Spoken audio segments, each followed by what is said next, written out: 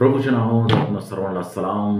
प्रियजनांनो, आजच्या एका नवीन व्हिडिओमध्ये मी आपल्या सर्वांचं स्वागत करत आहे. आपल्या सर्वांना या व्हिडिओद्वारे भेटून मला पुन्हा एकदा आनंद होत आहे. कृपा करून मी आपल्याला विनंती करतो की अशाच प्रकारचे बायबल संदेश पाहण्यासाठी कृपया माझ्या चॅनलला सबस्क्राईब करा, लाईक करा आणि बेल आयकॉन दाबायला विसरू नका, कारण त्याद्वारे तुम्हाला रोज एक नवीन व्हिडिओ बायबलवर आधारित संदेश पाहायला मिळेल.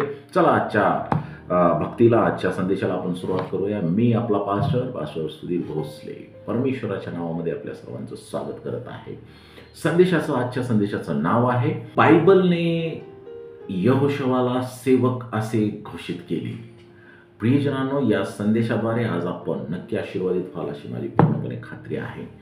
अनुवादचं पुस्तक 18 अध्याय 15 ते 22 वचन आणि यहोशवाचं पुस्तक 1 अध्याय 1 ते 9 वचन या पुस्तकांच्या या वचनांच्या नुसार मोशेच्या मृत्यूनंतर, जो मोशे इस्रायलांचा पुढारी आहे, त्याच्या मृत्यूनंतर काय घडेल किंवा भविष्यामध्ये त्याच्या मृत्यूनंतर काय होईल याच्याशी संबंधित असे देवानं दिलेले अभिवचन आहेत. आणि या अभिवचनानं या यहोशवा 1 अध्यायाची सुरुवात होते. प्रियजनांनो, आता मोशे जो आहे तो मरण पावलेला होता आणि देवाने यहोशवा नावाचा एक नवीन नेता इस्रायलांच्यासाठी नियुक्त केलेला होता. बायबल सांगते मोशे आणि हा जो नवीन होणारा नेता आहे यहोशवा, या दोघांच्या मध्ये काहीतरी साम्य होते.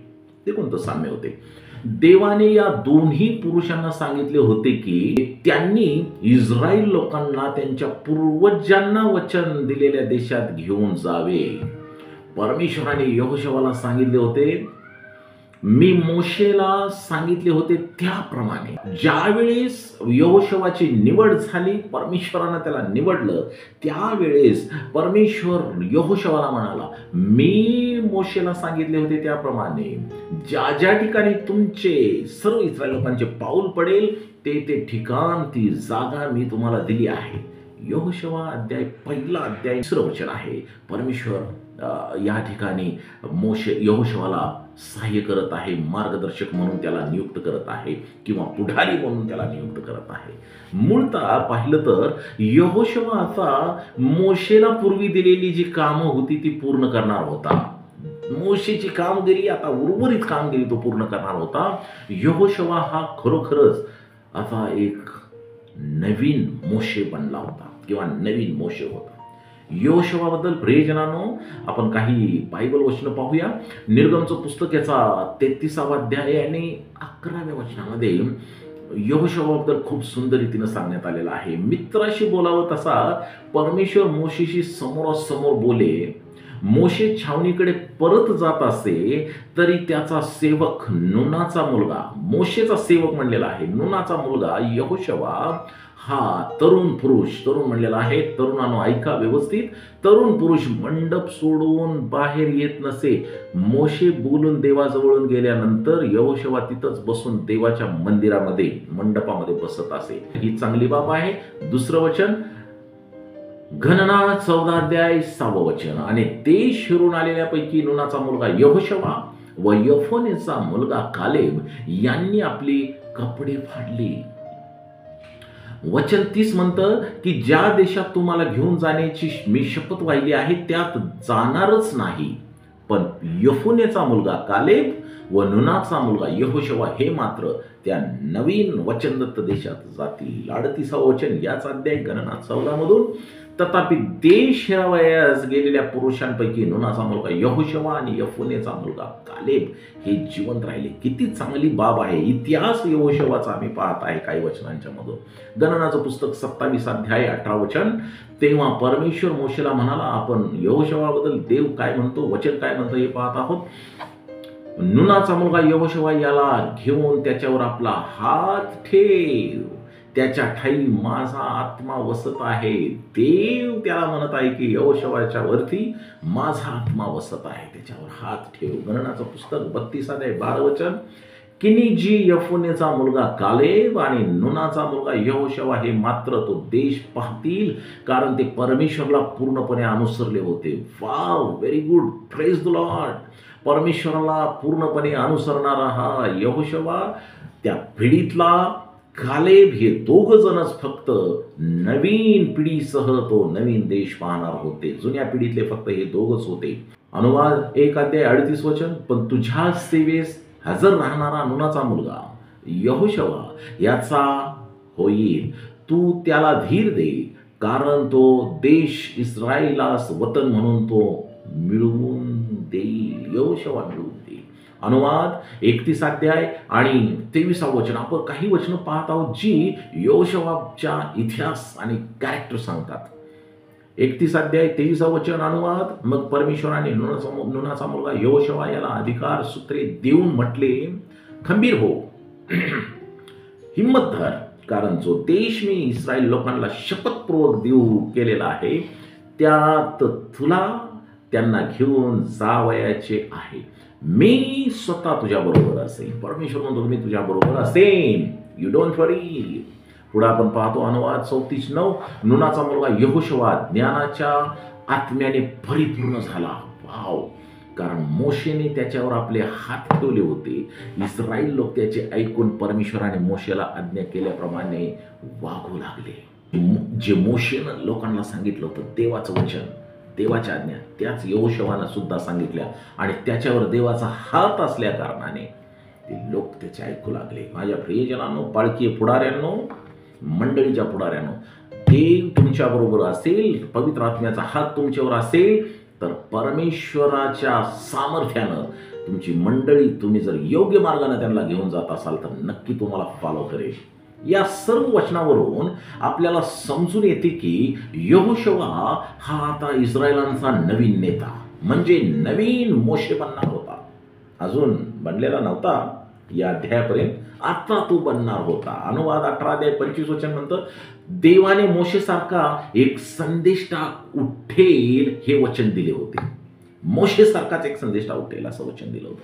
ते या पहिल्या अध्याय, यहोशवा पहिल्या अध्यायाच्या टप्प्यापर्यंत, म्हणजे यहोशवा अध्याय 1 पर्यंत प्रत्यक्षात प्रत्ययास अजून आलेले नव्हते, आता येणार होते.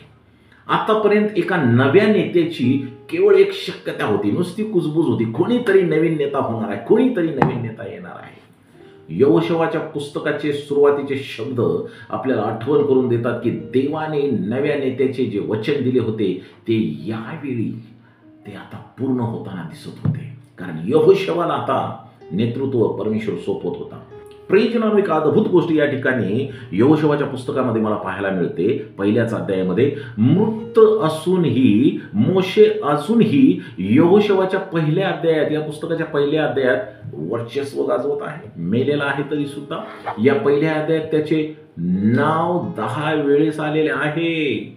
किती वर्चस्व आहे. आणि यहोशवाचे फक्त 4 वेळेस या अध्यायामध्ये नाव आले आहे. या पहिल्या अध्यायात मोशेला परमेश्वराचा सेवक असं म्हणण्यात आलेलं आहे, तर यहोशवाला मोशेचा सेवक किंवा सहाय्यक असे संबोधण्यात आलेले आहे. यहोशवा 1:1. परमेश्वराचा सेवक ही पदवी मिळवण्यासाठी यहोशवाला पुढे आयुष्यभर देवाची विश्वासू सेवा आणि आज्ञाधारकता करावी लागणार होती. प्रियजनांनो, आम्ही पाहतो की बायबलमध्ये यहोशवाला लागू केलेल्या वाक्यांशाच्या संदर्भात त्याला कधीही, एक वेळ सोडून कधीही परमेश्वराचा सेवक असे म्हटलेले नाही. काही भाषांतरामध्ये यहोशवाला परमेश्वराचा सेवक म्हटले आहे. आपण संदेश पाहत आहोत की यहोशवा परमेश्वराचा सेवक आहे असं बायबलनं कधी म्हटलं. याचा पहिला जो त्याला सेवक म्हणण्याचा पहिला स्पष्ट उल्लेख यहोशवा 24:29 मध्ये आपल्याला आढळतो. त्याच्या मृत्यूनंतर, आता 24:29 मध्ये यहोशवाचा मृत्यू झाला होता आणि त्याच्या मृत्यूनंतर त्याला सेवक असे म्हणण्यात आले होते. मृत्यूपर्यंत विश्वासू राहिल्यानंतर, देवाचं कार्य केल्यानंतर, देवा संगती चालल्यानंतर, परमेश्वराला अनुसरल्यानंतर त्याला ही पदवी मिळाली की परमेश्वराचा सेवक यहोशवा. यहोशवा 1:1 मध्ये मोशेला परमेश्वराचा सेवक म्हणण्यात आलेले आहे जिवंत असतानाच. त्याच्याही अगोदर म्हणण्यात आलेला आहे. देव त्याला माझा सेवक मोशे याने तुला दिलेले नियम पाळण्यास सांगतो आणि मोशेला परमेश्वर स्वतःचा सेवक असे संबोधतो. तसेच यहोशुवा 1:1 मध्ये यहोशुवाला मोशेचा मदतनीस किंवा सहाय्यक असे संबोधले आहे. किती फरक आहे बघा. यहोशुवा 1:1 परमेश्वराचा सेवक मोशे याच्या मृत्यूनंतर परमेश्वराने नूनाचा पुत्र यहोशुवा मोशेचा सेवक याच्याशी बोलून म्हटले. या वचनात यहोशुवाला मोशेचा सेवक किंवा सहाय्यक म्हटले आहे आणि मोशेला परमेश्वराचा सेवक असे संबोधले आहे. यहोशुवा 24:29 वचनामध्ये आम्ही पाहतो की या गोष्टीनंतर नूनाचा पुत्र यहोशुवा परमेश्वराचा सेवक मरण पावला. याच्या अगोदर यहोशुवाला परमेश्वराचा सेवक म्हणलेलं नाही, त्याच्या मृत्यूनंतर त्याला म्हणलेलं आहे. काही भाषांतरामध्ये या वचनात यहोशुवाचा उल्लेख परमेश्वराचा सेवक असा केलेला आहे. तुम्हाला माहित आहे का, गणनाचं पुस्तक 14:24 वचनामध्ये सुद्धा कालेबचा उल्लेख परमेश्वराचा सेवक असा केलेला आहे. कारण त्या पिढीतले, जी पिढी मिस्रमधून बाहेर आली होती त्या पिढीतले हे दोनच होते जे वचनदत्त देशात गेले होते. शेवटपर्यंत, टप्प्यापर्यंत विश्वासू देवाशी राहिले आणि त्यांना देवाचा सेवक म्हणलं. उठून कुणीही देवाचा सेवक मी आहे, महान सेवक आहे, थोर सेवक आहे, ह्या पदव्या स्वतःला लावून घेऊ नका. परमेश्वराच्या सेवक कोण होते आणि बायबलनं कुणाला सेवक म्हणलेला आहे ते पहा. जरी यहोशुवाच्या पहिल्या अध्यायात इस्रायलाच्या 2 महान नेत्यांचे चित्रण केले असले तरी सर्वात महत्वाचे पात्र, जे पुढारपणाचं पात्र आहे ते स्वतः प्रभू आहे, ज्याच्या शब्दाद्वारे बायबलचे प्रत्येक पुस्तक उघडले जाते आणि त्याचे मार्गदर्शन बायबलच्या प्रत्येक पानावर वर्चस्व गाजवते. त्या काळच्या इस्रायलाचा आणि आजच्या विश्वासकांचा खरा नेता, खरा पुढारी कोण आहे याबद्दल कोणतेही प्रश्न नाहीत, कारण तो स्वतः प्रभू येशू ख्रिस्त आहे, जो आज आमचा विश्वासकांचा आणि त्यावेळेस इस्रायलांचा पुढारी होता. काय या पुढाऱ्याच्या मार्गदर्शनानं आपण चालवायस तयार आहात काय? जर असाल तर प्रभूच्या नावाला धन्यवाद असो.